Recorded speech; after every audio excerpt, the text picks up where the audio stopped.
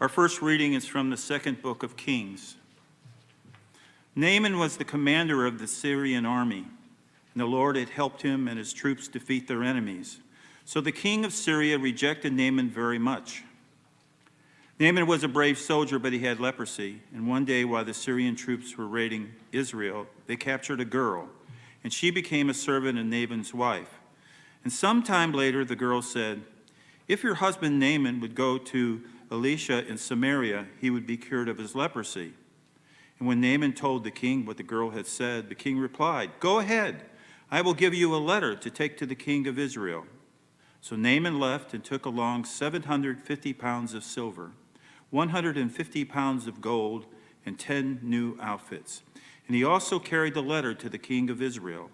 It said, "I am sending my servant Naaman to you. Would you cure him of his leprosy?"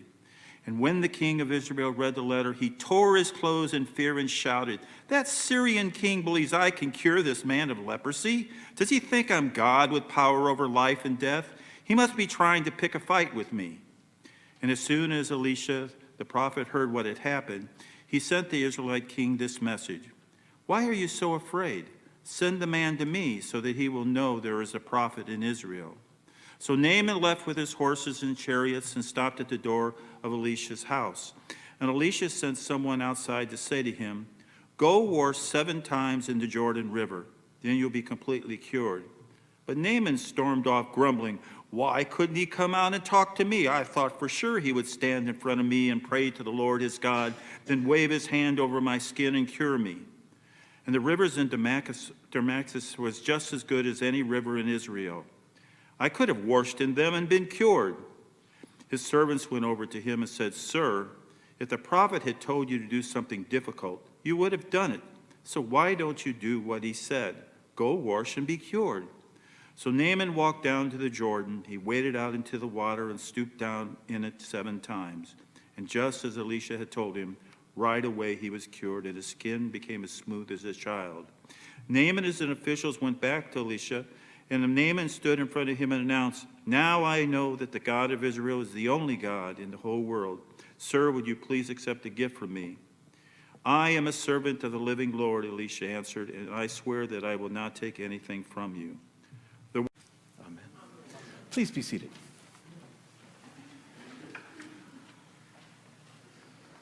So healing comes in unexpected ways. Scripture tells us that. I've seen it with my own experience. It comes in unexpected ways.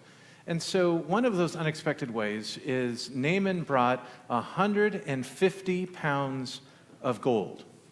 Do you know how much that's worth, 150 pounds of gold? All right, so I have a calculator. It's also a phone, but I use it often as a calculator. So let's see. How many ounces in a pound? 16, right? Okay, so 16 times 150, 2,400 ounces. Now, anybody know what gold is worth? Actually, it was 1,500 as of close on Friday. 13 is a good guess. I thought it was 12. It rose to 15. It seems as if any time Turkey invades Syria, gold goes up, by the way. So that's it. So 1,500. So 2,400 times 1,500. Anybody? Anyone? $3,600,000. He brought $3,600,000 to be healed. And you thought we had an expensive healthcare system. Oh boy. He also brought hundreds of pounds of silver. Silver is, I'm going to look at Scott, I don't know either. 17 an ounce, I don't know. So that's a lot. He came there with all of this. He came in with 10 changes of new clothes. All of that. Did he need any of it?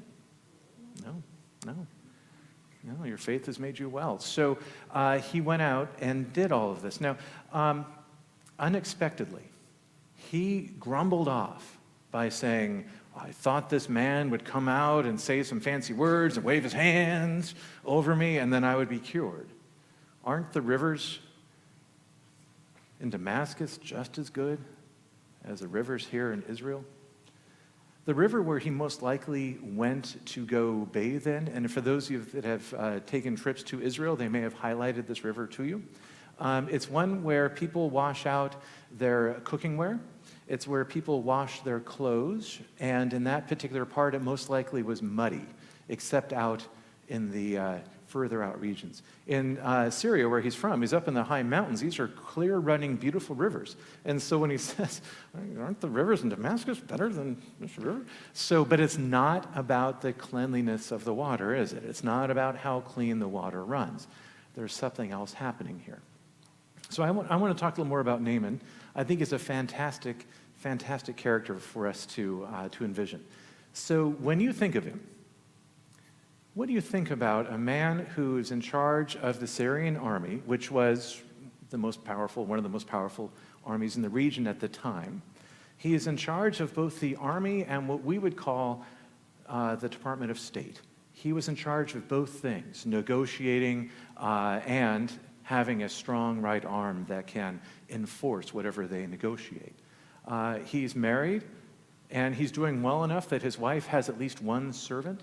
He's doing well enough that he has $3.6 million in cash, if you will, liquid, lying around. He has 10 changes of brand new clothing.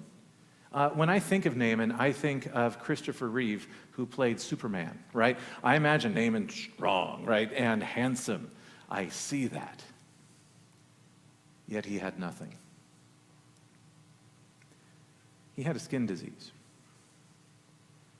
The skin disease stopped him from doing everything else. Yes, he had respect of all the men that he was in charge of. He had the respect of the king of Syria and all of the people of Syria. He had people feared him in Israel. The king of Israel tore his clothes at Naaman's name. He had all of that. But he had nothing. He couldn't have a child because he had a skin disease that was contagious.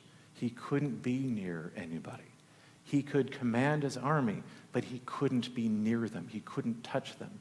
He couldn't go and negotiate and shake hands on a deal. He had to trust somebody else to do that. He was completely cut off from society. So yet he had all of these things, and in my mind, handsome. He had all of that, but then he had nothing. And he had nowhere to turn to. So they had invaded a part of Israel. And I just have to tell you the way that it was back then. They captured people, and he captured, amongst others, he kept for himself a servant for his wife, who was an Israelite. Now, there are some clues in here about her being young and being an Israelite. But one thing to pay close attention to is that the belief back then was that the Israelites made the best midwives, that they were very successful in having people give birth and survive the birthing process. And so with all of the people that he captured, he selected this one to serve his wife. Why? Because he wanted to have children. I mean, this is just basic fundamental stuff, that he is powerful, he's rich, and he's strong, and he wants to pass this on to his heir. And so he even went out so far as to get one of the best midwives. But he can't do it. Have you ever had everything and yet had nothing? His relationships were broken. And so amongst all of that, the Israelite girl tells her master, if you will, his wife, if you'd only go to see Elisha, Elisha could heal him. There's a prophet that can take care of this. That means, I think, he had gone to every other extent to have this condition cured, and he couldn't. There's nothing out there that could fix him. And so he was desperate enough that he went to what he would envision as a lower kingdom to go do this. That's how desperate he was. He had nowhere else to turn. And that theme is going to run for the rest of the story. Nowhere else to turn. This midwife, she couldn't do what God had called her to do because the master that she served couldn't get pregnant. She couldn't get pregnant because Naaman had the skin disease. Do you see how this all works? They're all dependent on each other. And they had nowhere to turn except the Israelite. There's some good news. There's a prophet that can take care of this. So the king, upon receiving this letter, and when you have to transport, let's say you're buying something. Let's say you're buying a boat for $8,000. We'll just use kind of a generalized, and I said I wouldn't talk about my boat today, but here it is. So let's say you're going to buy that. I don't often carry 8,000. I mean, it was, like I have to protect this. Imagine you're carrying $3.6 million, right? Hard to transport. In those days, you could be captured and all sorts of stuff. So imagine the garrison that traveled with this man. Imagine the magnificence that went with it. And he's representing his entire nation. And so they've got flags and they've got sounds, and he's well-dressed, and they come marching up to the king of Israel. And the king of Israel is scared. He tears his clothes. He has nowhere to turn to. I can't do this. He's trying to pick a fight with me, as in, he's going to come in and take the rest of my nation. He had nowhere to turn to. Elisha hears words of this and sends a note. First note from God. Why are you afraid? Why are you afraid? Does this sound familiar? Does any angel in the Bible ever say that before? They all say, do not be afraid. What are you scared of? Send him to me. Imagine the relief of the king. There was nowhere else the king could turn to. And then he sends him to the prophet. And so he shows up, garrison, music, trumpets, elephants, I don't know, whatever else he brought. It all marches up to this humble little home next to a kind of dirty brown river. And they knock on the door. Elisha sends out one of the people with him, doesn't even go out. All of that. They had nowhere else to turn. Jesus was on his way to Jerusalem. That phrase is a cue or an idea that he is heading off to be crucified. So when Luke uses the phrase, Jesus was heading to Jerusalem. He was heading there to die. Jesus knew what was going to happen. He said, I must go do this. On his way, he ran into 10 men with a skin disease. Maybe the same disease, maybe not. But they also had nowhere to turn to. These 10 men had gathered a foreigner amongst them because their skin disease brought them together. They were cut off from their relationships with everybody else. They had nowhere else to turn to. And so they prayed. And you might say, I don't see it written in here that they prayed. Anytime somebody speaks to Jesus, they are praying. They are talking to God. Anytime somebody speaks to a prophet, they are talking to God. It is a prayer. Jesus, Lord, Master, have mercy on us. We have nowhere else to turn. We are alone in between two countries. We have nowhere else to go. And Jesus looks at them in his compassion. Go show yourself to a priest. So the idea here is that the priest is the one that can declare that you are clean, which means the priest is the one who restores your relationship with other people. So with the certification from the priest, they are allowed then to participate in all the things that they had been participating in before. Go show yourself to the priest. And as they went, as you know, they were healed. So what's our skin disease today? We have figured out leprosy. We're working on eczema, right? There are all of these things that we seem to have cured. So should we not read this anymore? I mean, are we done with it? Or is there something with us that is a skin disease? I think it's loneliness. I think it's isolation. I think it's breaking of relationships in amongst us. That's our skin disease. Whatever that is, there is nowhere else to turn to except for Jesus. And this is one of the things that is hardest for us Americans and for us that are Canadian citizens. This is really hard for us. We don't want to depend on anybody else but ourselves. We want to depend upon 150 pounds of gold. We want to depend upon the strength and the power and the respect that our name gives. We want to depend on things that we can do with our own hands. We want to depend on all those things for ourselves. We do not want to depend on anything outside of us. And our system teaches that. To be independent, to be a self-made man, to have all of those things geared up for us. In fact, we reported as a vestry to you all that if a hurricane came in and wiped out our entire property down to the cement, we have enough in the bank to pay for our deductible, and we can rebuild without asking anything from anybody. We can do it ourselves. And God's like, what about me? We can't do it unless we depend on God. We can't stop a storm ourselves. God can, right? All of these things, it's really good to be in a church that can do this. And I'm saying that financial independence is important. Don't get me wrong. I'm really glad I'm here. But at the same time, where are we dependent on God?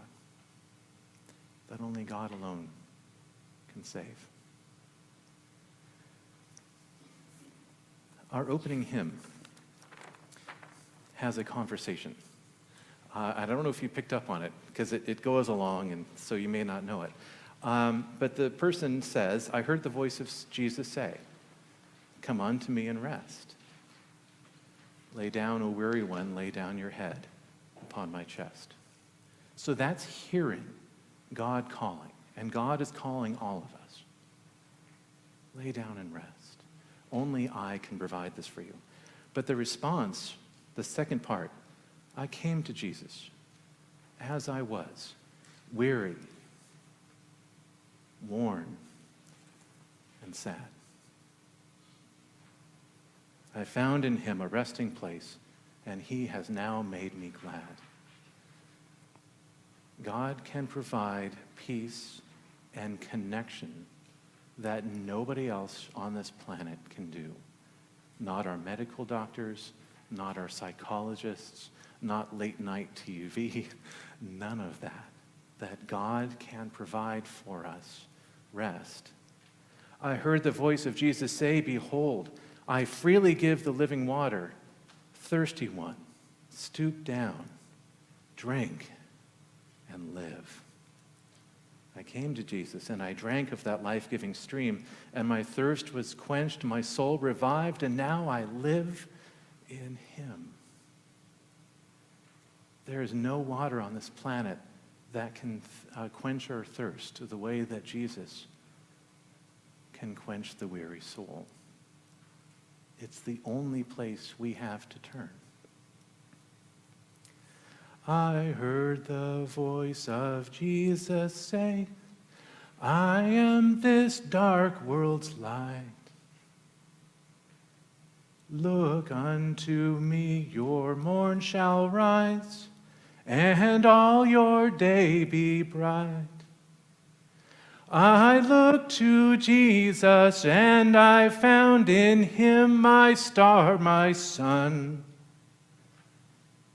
And in that light of life I'll walk till traveling days are done. Amen.